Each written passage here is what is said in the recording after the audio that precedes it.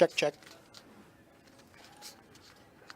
You're listening to the Cage Clinic. This is Stu, and I'm here with Bjorn Rebney, the founder, chairman, and CEO of Bellator Fighting Championships. Welcome again to the show, Bjorn. Thanks. It's good to be back.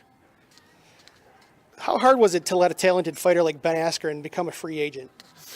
Oh, it was tough. I've always been a big fan of Ben's for a lot of years, and a lot of people have differing opinions about Ben as a mixed martial artist because he really isn't a mixed martial artist. He's an incredibly talented wrestler, probably the best one we've got in MMA. But I've always been one of the guys to stand up and say, if you don't like somebody's style, figure out a way to beat it. That's why we call it MMA.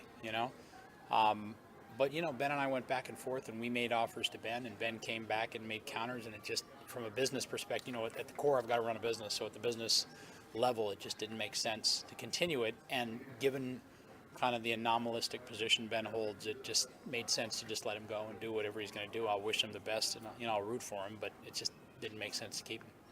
Now, what is the status of the Bellator welterweight title? Lima waits for the winner of Kessler versus Hahn, and then whoever wins that fight will fight Doug, and we'll crown a new welterweight champ. All right, yeah, I was just going to ask you if it was going to be a similar scenario to when Hector Lombard left. Yeah, yep. Is there any update on what's next for Mike Chandler? Yeah, Michael fight Ed for the title again, coming up probably mid to late spring. Okay, in yeah. The third fight of the trilogy. Because waiting in the wings are obviously Dave Jansen. What's his status? Jansen's still rehabbing off a real serious knee injury, so Jansen's not back 100% in terms of training yet. I shot it over to And that, he not only does he have to come back, but then he's got to start training again. And then obviously we got the winner of the fight, Will Brooks versus Tiger tomorrow, who will be in line as well. But it really depends. Whoever's next depends on what happens with Jansen's knee injury and how quick he can come back from it. Well, I know you guys did it with Daniel Strauss. Are those going to, like Will Brooks winner, the Will Brooks and Tiger Sarnofsky winner and Dave Jansen, are they going to fight in the interim? Probably not. I would think what we'll probably do is do Chandler versus Alvarez 3 as an epic fight. And then if Dave's knee is better and healed and he's ready to fight, then probably put him in next and then let the winner of Tiger versus Will wait for the winner of that fight. TBD, though, really depends on Jansen's knee and how quick he can rehab it. Speaking on the rating success of Chandler versus Alvarez 2 fight, how satisfying was it for you to send that infamous karma tweet to Dana White? It just, I haven't done a lot of that. My focus is usually just running the business and trying to put together crazy shows and generate great ratings with our partners at Spike. But, sometimes the softballs get thrown up and you just got to take a swing. There was a comment that he'd made about a month earlier where he made a comment about the value of Bellator.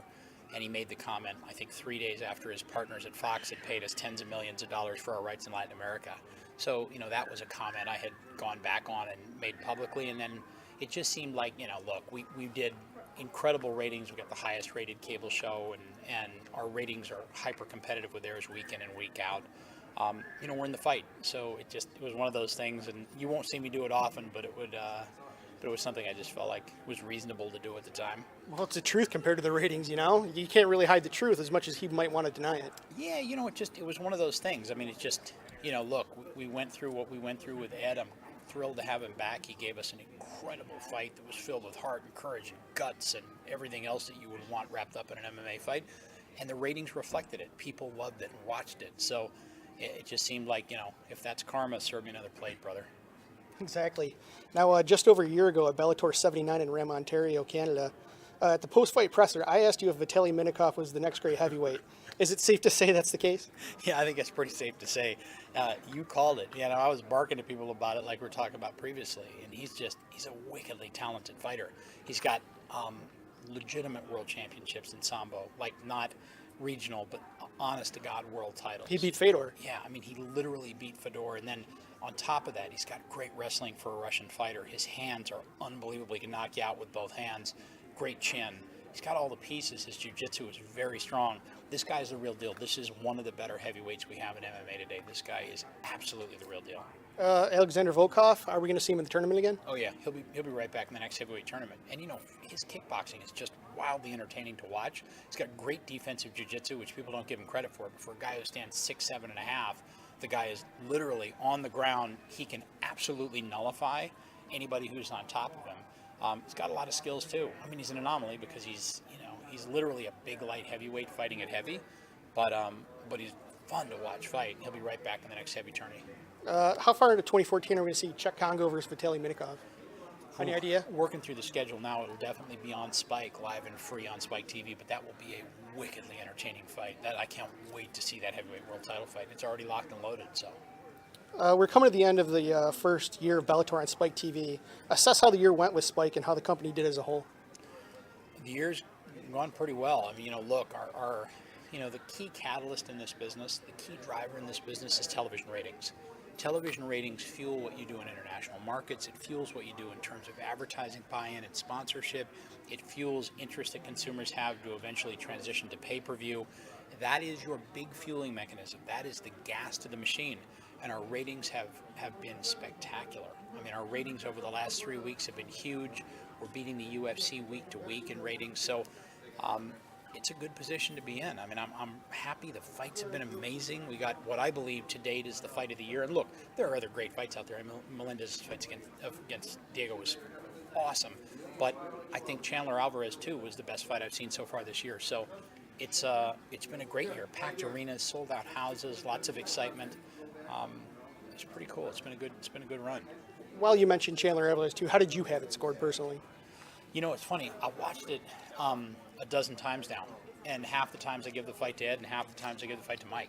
It was as close a fight as I've scored, and what I do is I turn off the volume and I just sit there and watch it, just purely technically for how I'm trying to score the fight, and it's a complete toss-up. I have no issue with the decision. Ed won the fight. But it was as razor-thin a fight as you could hope to have, especially with that kind of an ebb and flow and that kind of a roller coaster in terms of emotion and movement of the fight. But great fight. Now, there's a bit of a layoff after this Bellator 109 show here in Bethlehem, Pennsylvania. Can you explain what goes on in between seasons like this? Do you regroup and prep for January? Yeah, regroup, retool production, implement production enhancements. I go... Next week, is Thanksgiving week, so there's not a lot going on. But then immediately after that, I get on planes. I head to London, and then I head to Paris, and then I head to Russia, and then I head to a series of meetings in the Middle East. So I bounce internationally, just structuring new international deals, heightening levels of business that we're doing with international partners, recruiting fighters all over the world. There's a lot that goes into prep for these seasons, and we start the marketing campaigns for every event for the 11 events that are coming up in winter, spring. There's not a lot of rest, but it all just starts. It literally starts as soon as we get back home. Yeah. Is there any other cities that you guys haven't run yet that's being thrown around? We're looking at trying to do something in Minneapolis. We haven't done Minneapolis yet, and we're trying to squeeze one of our last dates into Minneapolis because there's a great MMA scene there, and there's some crazy good fighters we've got signed under contract. So, but not that I can think of. As soon as I walk away, I'll probably remember another one. But Minneapolis is the one that kind of jumped out at me. Now, what's next for Rampage Jackson? Is he going to enter the tournament and also King Mo? I've been talking to Rampage a lot. He went down to Brazil for some sponsorship stuff he had to do. We're looking at a lot of different options. One option could be that he could be in the next tournament. Another option could be he would do another fight in his way back to trying to establish himself as one of the best 205ers in the world. Really, everything that I do with Rampage is done as really he and I working together as partners. So as soon as the fight was over, he left for Brazil. He and I are going to get together right after the holiday when I get back from Europe and plan out the next step. Now, the big title fight here at Bellator 109, it's Alexander Storm Shmalenko versus Doug the Rhino Marshall. Is it safe to say this fight is not going to go 5 rounds? Boy, I would be utterly shocked if this fight went 3 rounds, to be honest with you. I mean, just the way that Doug throws for the fences would knock out most bulls. And Shlemenko's got great knockout power and puts together combinations that put guys away. And if you look at Doug's record, I mean, the guy, he just does not go the distance. He wins much more than he loses, but when he loses, he doesn't lose by, decision. So, I'd be blown away if this fight went a series of rounds. Bjorn Rebney, it's great to have you on the show again. We really appreciate it. Thanks, bud. Good to be on. Thank you. Thanks, dude. Thanks, bro.